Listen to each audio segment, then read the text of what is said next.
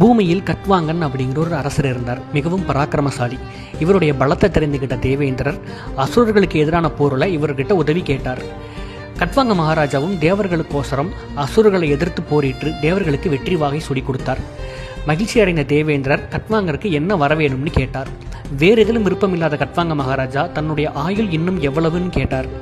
இது தேவ ரகசியம், இருந்தாலும் நீங்கள் கேட்கறதுனால சொல்கிறேன்னு இன்னும் ஒரு முகூர்த்தம் தான் உங்களுடைய ஆயுள்னு சொன்னார். இன்னும் ஒரு முகூர்த்தம் தான் தன்னுடைய ஆயுள்னு தெரிந்து கொண்ட கட்வாங்க மகாராஜா மேலுலகிலிருந்து கீழுலகம் தன்னுடைய இருப்பிடத்துக்கு வந்தார். பகவான் விஷ்ணுவே தியானிக்க தொடங்கினார்.